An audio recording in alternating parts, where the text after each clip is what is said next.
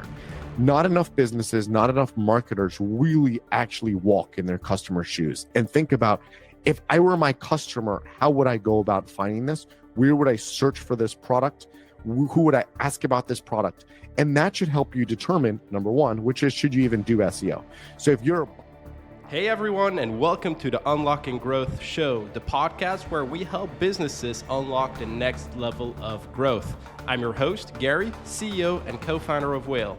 Great, with me is Eli Schwartz. Eli, you wrote the book on Product-Led SEO. Tell our audience in about 60 seconds what the book is all about.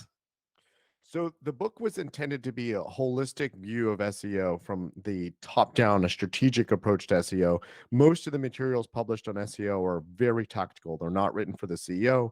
They're written for the person actually rolling their sleeves up and doing SEO, on how to actually do SEO. And I want to write a higher level strategic book on what exactly SEO was, how companies should think about it, how CMOs should think about it, how chief product officers should think about it, and really how to structure and build an SEO effort and an SEO channel.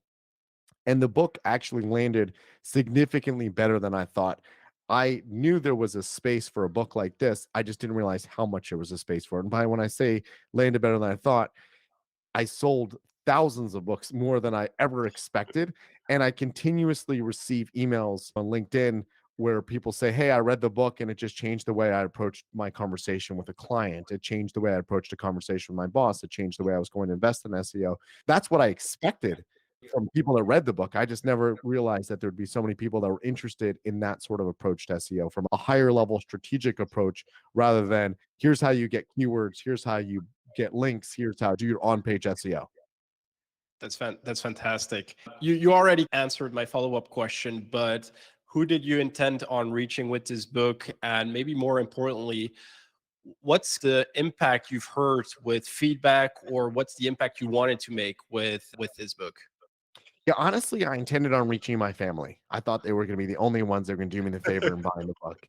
And I also thought that I was going to have conversations with clients. I'm a consultant. I work with companies and helping them to strategize and structure SEO efforts.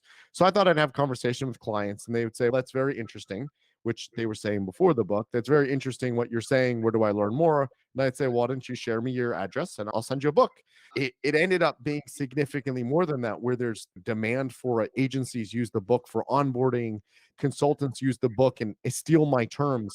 Product-led SEO is not something I invented, but certainly something I popularized. So I love when people say, I'm a product-led SEO expert. I love when I search on LinkedIn and see how many people use product-led SEO in their profile. That means it's changing a mindset, it's changing an approach towards SEO, which, what I wanted to do. I can't consult for every company out there. I don't want to consult for every company out there, but I do want people to think of SEO in a different way.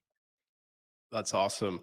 So we like to get practical on this show. We like to give people tuning in some advice, some insights, some how-tos to, after this podcast, actually get things done in their own business. What are a couple of things that you can share for people just learning about SEO, or just really now considering it as a part of a broader strategy?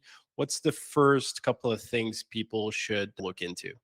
So the number one thing I want everyone to always take away from any conversation I have about SEO is you don't need to do SEO. Probably 2/3 of businesses out there do not need to do SEO.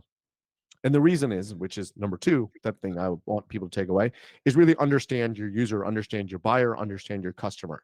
Not enough businesses, not enough marketers really actually walk in their customer's shoes and think about, if I were my customer, how would I go about finding this? Where would I search for this product? Who would I ask about this product? And that should help you determine, number one, which is, should you even do SEO? So if you're a buyer of your own product, and the way you would discover your product is by going on Facebook and asking your friends, or calling your family, or asking your boss, or asking colleagues, search doesn't factor in there. Or if the way you discover something is by going to a trade show, again, search doesn't factor in. So if search doesn't factor in to your entire discovery process, why would you invest in SEO? Of course, you do a little bit of SEO, but you don't hire an SEO agency, you don't hire an SEO manager, you don't hire an SEO consultant, and you don't put significant amount of money in SEO. You have a website, you optimize for your brand, you optimize for your core product, but that's about it. You don't need to spend a lot of money there. You spend the money on the channels that make sense for your business. That's a pretty good intro to, you should probably not buy my book if SEO is not gonna matter for you. Oh, you should buy my book. In US dollars, you can buy the Kindle version of my book for $6.50. That may be the only investment you ever make in SEO.